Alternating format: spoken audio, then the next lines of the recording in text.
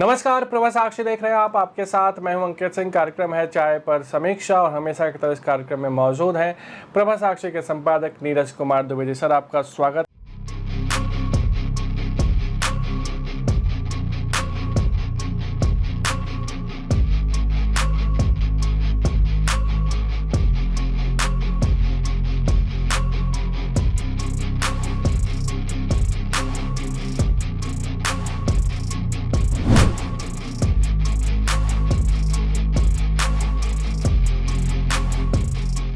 खबरों से भरा ये पूरा सप्ताह रहा। हमने देखा कई बड़ी खबरें भी आई और साथ ही साथ हमारे अर्थव्यवस्था पर भी बात हो रही है, राजनीति पर भी बात हो रही है, बीजेपी में बड़े बदलाव पर भी बात हो रही है। इसके अलावा कांग्रेस जनता पार्टी एक नई एंट्री भी सप्ताह हमने देखी और साथ ही साथ टीम इंडिया के कप्तान भी बदल गए, T20 कप्तान। ये तमाम खबरें रहीं, लेकिन कुछ एक ऐसी खबरें रहीं जो वाकई में हैरान कर रही थीं। पहला अन्नामलाई वाला मामला और दूसरा टीएमसी वाला मामला। किसी को ऐसी खबर या ऐसी सोच किसी ने नहीं रखी होगी कि टीएमसी चुनाव हारने के बाद इतनी जल्दी बिखर भी जाएगी। लेकिन आपसे ही सवाल मैं करना चाहूँगा पहला कि राजनीतिक पत्रकारिता आप कितने सालों से कर रहे हैं? हुए मुझे लगता है कि शायद लगभग 26 साल होने वाले हैं। अच्छा, किसी नेता को इस तरीके से पार्टी छोड़ते हुए आपने देखा है? बाकायदा उसके लिए बयान जारी किया जाए कि उनका रेजिग्नेशन एक्सेप्ट कर लिया गया है जी। और इतनी मीठी मीठी बातें करते हुए कोई नेता छोड़े और छोड़ने के बाद भी उसको बधाइयाँ दी जाएं जी। ऐसा आपने देखा है जैसा अन्नामलाई के साथ हुआ है? हाँ, ऐसा देखा नहीं है, लेकिन जैसा कि अन्नामलाई ने खुद अपने पत्र में कहा है कि मैंने बीजेपी में जितने समय भी काम किया उसके लिए मैं सभी का धन्यवाद व्यक्त करने गया था। और ये हमारी तमिल संस्कृति है कि किस तरीके से हम जिनके साथ रहे उनके साथ खुशी खुशी अलविदा रहें। नई राह चुन रहे हैं, कोई बात नहीं, लेकिन जिनके साथ रहे उनका शुक्रिया अदा करें अवसर देने के लिए और फिर अपनी नई राह चुनें। उनको बता भी दें कि हमने किन कारणों से पार्टी छोड़ी और क्या कारण रहे पार्टी की हार के। सारा कुछ उन्होंने अपने पत्र में। अमित शाह इतनी खुशी कृतज्ञता कोई जताने आया तो अमित शाह इतने खुश हो जाएंगे? देखिए, अन्नामलाई अमित शाह को तो जो जानता है वो तो कहता है कि अमित शाह को अगर लग जाए थोड़ा भी कि ये हमारे खिलाफ है या हमारे खिलाफ होना चाह रहा है जी, अमित शाह उससे मिलने की बात तो उसका नाम न ले, जैसा लोग कहते हैं। लेकिन उसमें आपने थोड़ा सा अन्नामलाई का अगर हम देखें तो अन्नामलाई का जो मामला है वो अलग है। अन्नामलाई अभी उन्होंने अपने पत्र में बताया है कि 4 दिसंबर को या 5 दिसंबर को उन्होंने बता दिया था बीजेपी नेतृत्व को कि वो पार्टी छोड़ना चाह रहे हैं। अपने इस्तीफे का उन्होंने उनको बता भी दिया था, कारण भी बता दिया था। लेकिन बीजेपी ने उनको खुद कहा था कि आप रुकिए, क्योंकि चुनाव है, चुनाव से पहले आप जाएंगे तो संभावनाएं थोड़ी सी और गड़बड़ा सकती हैं। अभी माहौल बना हुआ है डीएमके के खिलाफ, तो उसमें कहीं ऐसा ना हो कि जो एनडीए की संभावनाएं उनको नुकसान पहुंच जाए। और अन्नामलाई ने देखा कि हाँ ठीक है कि बीजेपी सही कह रही है कि अगर चुनावी मौसम के बीच में अगर चला जाता हूँ तो इतना आइडियल सिपाही अगर छोड़ दे सर। जी नहीं, बिल्कुल। और आपने देखा होगा कि पवन कल्याण जो कि आंध्र प्रदेश के उप मुख्यमंत्री हैं, उन्होंने एक टीवी समाचार चैनल को एक साक्षात्कार दिया। उसमें मैंने देखा कि उन्होंने कहा कि अगर मैं बीजेपी होता तो मैं किसी भी तरह से अन्नामलाई को रोक लेता। लेकिन अन्नामलाई ने अपनी नई पार्टी, लेकिन अगर बीजेपी को ही अगर प्लांट करना हो जी तो बीजेपी क्यों रोकेगी?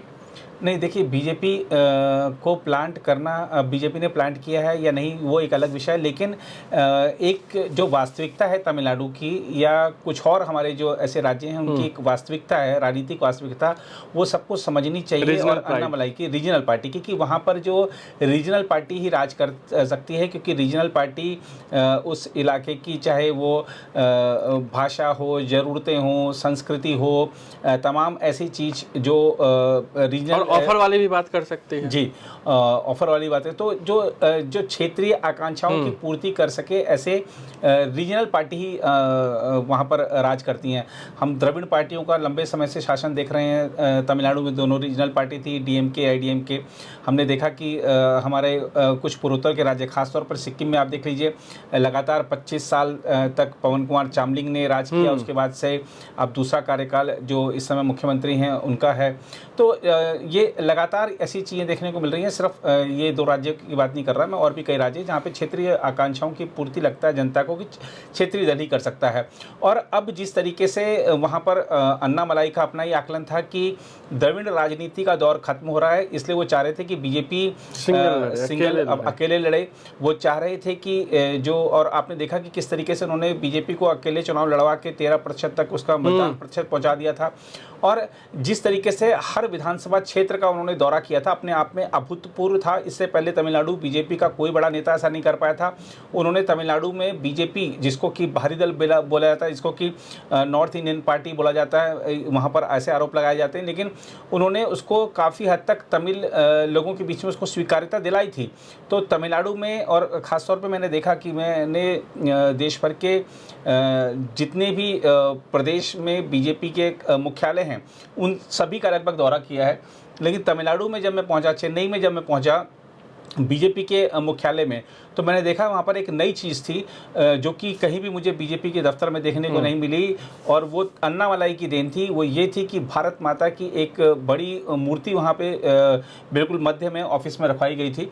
तो ये दिखाता है कि वो सिर्फ बात एक तमिलियन की नहीं करते हैं, वो एक राष्ट्रवादी भाव भी रखते हैं मन में, लेकिन उनको ये पता है, वास्तविकता है कि ये जानते हैं कि मैं यहाँ संघर्ष कितना भी करता रहूँ, मुझे पार्टी के अंदर से भी चुनौतियाँ मिलेंगी। मैंने पार्टी को लाके 3 से 13 पे खड़ा कर दिया, लेकिन पार्टी जाके एआईडीएमके से या डीएमके से समझौता कर लेगी, तो मैं वो नहीं कर पाऊंगा जो मैं करना चाह रहा हूँ। इसलिए उन्होंने अपनी नई राह चुनी। उन्होंने शायद फ्री हैंड मांगा था। जी, फ्री हैंड मांगा था, लेकिन बीजेपी की जो अपनी एक कार्यशैली है, बीजेपी अगर एक स्टेट में किसी को फ्री हैंड देगी, बाकी जगह दूसरे तरीके से पार्टी को चलाएगी, तो ऐसा चल नहीं सकता। नेशनल पार्टियों की अपनी एक मजबूरियाँ होती हैं संगठन को चलाने की, उनका एक कार्यशैली है जिसको उन्होंने सभी राज्यों में उसको फॉलो करना होता है। तो इसलिए बीजेपी भी मजबूर थी कि हम एक राज्य के लिए, एक व्यक्ति के लिए ऐसा नहीं कर सकते हैं, पार्टी के संगठन दूसरे राज्यों में भी चल रहा है। तो बीजेपी ने उनको खुशी खुशी जाने दिया, और बहुत अच्छी बात है। देखिए, जब भी दल बदल होता है या कोई नेता दूसरे दल से जाता है, तो ये अपने आप में अभूतपूर्व। और आपका जो सवाल था, देखिए ये यही हमारे खुशी खुशी सर, ये लोकतंत्र, मतलब ये अमित शाह, वो प्रियंका गांधी ने जो कुछ कहा था ना, वो चाणक्य भी आज जिंदा होते तो वो भी जी, वो मतलब इतनी खुशी सर। जी बिल्कुल बिल्कुल। तो आप देखिए कि कितने ये ऐसा विरला ही दृश्य देखने को मिलता है। अब वो प्लांट कराए गए हैं कि ठीक है कि आपको जो वी द लीडर्स जो आपने एक मंच बनाया है, उसको हमारी तरफ से फंडिंग होगी, या हमारा जो संगठन है वो काम करेगा आपके लिए, या जो भी उनकी आपस में बातचीत हुई है नहीं हुई है हम नहीं जानते हो, लेकिन अन्नामलाई के नेतृत्व को, उनकी जो ईमानदारी को, उनकी जो कार्यशैली को, उनके अंदर जो ऊर्जा है, उनके अंदर जो मुद्दों की समझ है, उनके अंदर जो भविष्य की दृष्टि है, उनके अंदर जो काम करने की ललक है, और अपने राज्य को आगे बढ़ाने के लिए हर क्षेत्र के लिए, क्योंकि एक बड़े पढ़े लिखे, वो सिर्फ आईपीएस की बात नहीं है, वो उनके पास हर मुद्दे पर उनके पास गंभीर समझ है, तो वो समस्याओं का निराकरण कर सकते हैं। इसलिए वो जानते हैं कि मेरे को आगे क्या करना है। और बीजेपी में रहकर शायद वो ऐसा नहीं कर पाते। तो इसका हाँ या ना में जवाब आप दे सकते हैं कि बीजेपी ये समझ चुकी है कि तमिलनाडु में रास्ते मेरे लिए आसान नहीं है, द्रविड़ पॉलिटिक्स का अंत हो गया है, तो हम द्रविड़ पॉलिटिक्स के साथ जा नहीं सकते हैं जी। टीवी के हमारे साथ आ नहीं सकती है जी, इसलिए हम क्यों ना टीवी के पैरेलल एक पावर को खड़ा करें जिसके साथ समय के साथ गठबंधन हो सके। बिल्कुल, देखिए द्रविड़ जो राजनीति है उसका दौर लगभग खत्म ही है, और जिस तरीके से अभी एक खालीपन था वहाँ पर राजनीति में, जिसमें एक टीवी के एक नई पार्टी उभरी है और गैर द्रविड़ पार्टी टीवी के उभरी है। अब उसको चुनौती देने वाला कौन होगा? उसको चुनौती डीएमके, अभी आप देखिए कि डीएमके के तो जितने नेता थे, मंत्री थे जो उनके सरकार के दौरान, स्टालिन के दौरान, उनको अभी सेंथिल बालाजी के तो खैर मांग ली है इजाज़त राज्यपाल से, बाकी और भी कई सारे मंत्री अभी नपेंगे भ्रष्टाचार के मामले में। तो डीएमके में एक तरह से वैसे ही अभी वहाँ पे बिखराव है, एआईडीएमके बिखर ही चुकी है। तो अब नेतृत्व देने के लिए जो खालीपन था, जो चुनौती देगा सत्ता को, कौन एक सशक्त विपक्ष चाहिए, तो अन्नामलाई ने वो जगह भरने की कोशिश की है। और सपोर्टेड बाय बीजेपी भी हो सकता है, या वो आत्मनिर्भरता भी हो सकती है उनकी, वो तो खैर आने वाले दिनों में पता चलेगा जब उनकी सरकार बनेगी। लेकिन 5 साल तक अब उनको जनता के सामने एक सशक्त विपक्षी भूमिका निभाकर जनता को विश्वास में लेना होगा। और जनता देखिए उन पर विश्वास करती है। ठीक है कि बीजेपी इतनी स्वीकार्य नहीं थी तमिलनाडु में, इसलिए अन्नामलाई की राहें चुनावी राजनीति की अब तक सफल नहीं हो पाई। लेकिन हमने खुद देखा है तमिलनाडु में चुनाव की कवरेज के दौरान कि अन्नामलाई का नाम सुनकर जिस तरीके से हर वर्ग के लोग खुश होते हैं, या जब हमने 2024 का इलेक्शन कवर किया था लोकसभा का, तो जिस तरीके से चाहे वो ऑटो रिक्शा वाला हो, चाहे वो कॉलेज जाने वाली बच्ची हो, चाहे कोई अन्य हो, अन्नामलाई का नाम सुनते ही या फ्यूचर लीडर सब उनको फ्यूचर लीडर मान रहे हैं, परख रहे हैं उनको कि वो मान रहे हैं कि वो काम कर सकते हैं वो। तो अब देखना होगा कि 5 साल वो उनके पास एक संघर्ष का एक दौर है, कैसे अपने आप को साबित करते हैं। अपने फ्यूचर लीडर का जिक्र कर दिया, लेकिन फ्यूचर लीडर को लेकर ही बवाल मचा हुआ है। और उन्होंने अपने संगठन का नाम भी रखा है वी द लीडर्स। हाँ, आपने फ्यूचर लीडर की बात की तो फ्यूचर लीडर को लेकर ही एक जगह बवाल मचा हुआ है। टीएमसी जी, कहा जा रहा है कि ममता बनर्जी जब चुनावी हार के बाद पार्टी की पहली बैठक उन्होंने बुलाया था, तब उन्होंने सभी विधायकों से, जो 80 विधायक थे, उनसे कहा था कि हम चुनाव हार गए हैं, लेकिन इसमें हमारी कोई गलती नहीं है। अभिषेक बनर्जी को हमें वो स्टैंडिंग ओवेशन देना चाहिए। अभिषेक बनर्जी ने बहुत अच्छा काम किया है और अभिषेक बनर्जी लगातार पार्टी को आगे बढ़ाएंगे। और यहीं से एक शुरुआत होती है टीएमसी में बिखराव की। उसके बाद ममता बनर्जी ने जितनी बैठकें बुलाई, धीरे धीरे पार्टी के विधायक कम होते गए। दिल्ली से कई सांसद थे जो बयान पार्टी विरोधी देने लगे, और इस सप्ताह जाके ये तय हो गया कि टीएमसी पूरी तरीके से बिखर चुकी है। 60 कम से कम 60 विधायक तो अलग गुट बना चुके हैं, उन्हें ऑपोजिशन का जो लीडर पद होता है वो भी दे दिया गया है। हालांकि मामला कोर्ट में जाएगा, अभी तमाम चीज़ें होंगी। टीएमसी थोड़ी शांत जरूर है, ममता बनर्जी अपने नेचर के हिसाब से विपरीत शांत है। तो फिलहाल इस मामले को आप कैसे देखते हैं? टीएमसी क्या बचेगी या टीएमसी पूरी तरीके से बिखर चुकी है? बस औपचारिकताएं बाकी हैं, और ये इतिहास रहा है पश्चिम बंगाल में, जो पार्टी सत्ता से गई वो पूरी तरह ख़त्म हो गई। जी, बिल्कुल सही कहा आपने। इतिहास तो यही कहता है। और बात जहाँ तक टीएमसी के भविष्य की है, तो इसमें एक चीज़ साफ दिख रही है कि आपने देखा कि टीएमसी जब सत्ता से बाहर गई तो हमने देखा कि विधायक टूटे, हमने अटकलें चल रही हैं कि सांसद टूटेंगे। हमने देखा कि कोलकाता के मेयर पद से फिरहाद हकीम ने इस्तीफ़ा दे दिया। विधाननगर, तमाम नगर पालिकाओं से टीएमसी के मेयर, महापौर इस्तीफ़ा दे रहे हैं। तो लगातार एक झटके पर झटके ममता बनर्जी को लगते जा रहे हैं। ये सब इसलिए हो रहा है क्योंकि इस पार्टी की कोई विचारधारा नहीं थी, कोई सिद्धांत नहीं थी। ये सत्ता के लिए पार्टी बनी थी, सत्ता चली गई तो पार्टी भी चली गई। पार्टी के नेता तो आज अगर बीजेपी अपने दरवाजे खोल दे, ये सारे के सारे आज बीजेपी ज्वाइन कर जाएंगे। बीजेपी ने इसलिए पता था उनको कि ये सत्ता के नाम पर जो पार्टी बनी है उसके सारे नेता हमारे पास आने चाहेंगे, इसलिए उन्होंने पहले दिन ही बीजेपी के पश्चिम बंगाल अध्यक्ष शमीक भट्टाचार्य ने साफ कर दिया कि हम तृणमूलीकरण बीजेपी का नहीं होने देंगे, हमारे दरवाजे बंद हैं। तो इसलिए वो अपना अलग गुट बनाकर और तमाम तरीके से ममता बनर्जी को झटका दे रहे हैं। तो ये दिखाता है कि पश्चिम बंगाल में टीएमसी का जो एक तरह से सफाया जिसकी बात कर रहे हैं, जो कि पार्टी एक समय कह रहे थे हम इंडिया गठबंधन का नेतृत्व करने की स्थिति में है, तो वो अब शायद पार्टी नहीं बचेगी, तो ममता बनर्जी अपनी पार्टी का ही नेतृत्व करने की स्थिति में नहीं होंगी, तो आगे तो वो क्या इंडिया गठबंधन का नेतृत्व करेंगी। लेकिन अपने दर्शकों के लिए मैं एक चीज़ और बताना चाहूँगा। एक स्क्रिप्ट बड़ी अच्छी दिल्ली में तैयार की गई है। सोमवार को एक्सक्लूसिव है क्या स्क्रिप्ट? हाँ, एक्सक्लूसिव है। 8 तारीख है ना, सोमवार को शायद। तो 8 तारीख को दर्शक देखेंगे कि एक तरफ इंडिया गठबंधन की बैठक हो रही होगी। उस इंडिया गठबंधन की बैठक में डीएमके नहीं आ रही है, लेकिन बहुत सारे दल उसमें, जो विपक्षी दल हैं वो सब उसमें शामिल हो रहे हैं। अब उस बैठक में वो जाहिर सी बात है कि विपक्ष की बैठक लंबे समय बाद हो रही है, तो मीडिया की भी उपस्थिति वहाँ पर रहेगी। लोगों के मन में भी रहेगा जिज्ञासा कि क्या इस बैठक में हुआ, क्या नया बड़ा फैसला लिया गया, मानसून सेशन आने वाला, सरकार को क्या घेरेंगे, क्या कुछ मुद्दे आएंगे। लेकिन अचानक से क्या होगा कि ये सारी की सारी सुर्खियाँ कहीं और चली जाएंगी, क्योंकि उसी समय टीएमसी के जो सांसद हैं वो जो कि दिल्ली पहुंच चुके हैं, जो कि आज भी अपना अलग गुट बना सकते थे या ममता बनर्जी का साथ छोड़ने की घोषणा कर सकते थे, लेकिन उन्होंने अपना जो कदम है वो सोमवार के लिए अपना रखा है, क्योंकि इंडिया गठबंधन की बैठक से सबका ध्यान उधर चला जाएगा। तो सारी जो हेडलाइंस है ना, हेडलाइंस मैनेजमेंट का काम दिल्ली में बड़ा जोरदार तरीके से होता है। ममता बनर्जी आ रही हैं? ममता बनर्जी आ रही हैं, अभिषेक बनर्जी भी रहेंगे, वो बताएंगे कि कैसे उनको चोट लगी, उनके ऊपर कितने अंडे गिरे, वो शायद सारी जानकारी देंगे। अच्छा, तो ऐसे ममता बनर्जी दिल्ली आना तो चाहती हैं, लेकिन कौन इस्तीफा देगा, ये भी बड़ा सवाल है।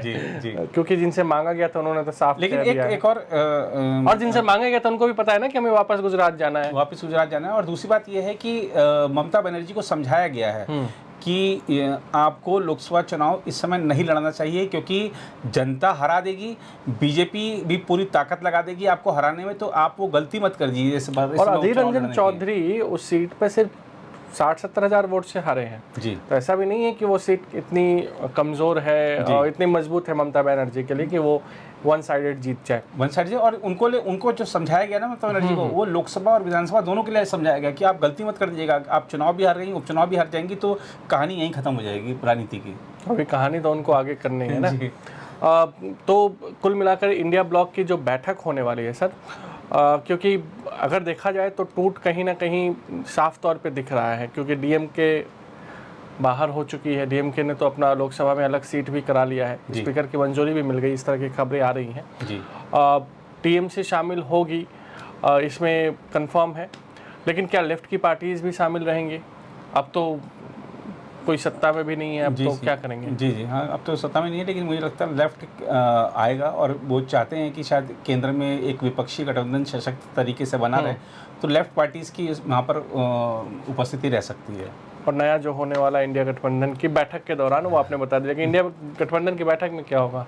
चाय नाश्ता होगा, हो सकता है कि मानसून सेशन के लिए कोई रणनीति बन जाए, हो सकता है कि पश्चिम बंगाल में जो टीएमसी आरोप लगा रही कि भी हमारे कार्यकर्ता की हत्या हो गई या हमारे नेताओं पर जो हमले हो गए हैं उसकी निंदा कर दी जाए, ये जो अभी चल रहा है सीबीएसई एनटीए, ये सब मुद्दे उठ जाएं, यही सब मुझे लगता है कि अब जो पेट्रोल डीजल की या गैस की जो बढ़ती कीमतें हैं वो सब पर सरकार को घेरने की रणनीति बने, कुछ जवाब मांगा जाए।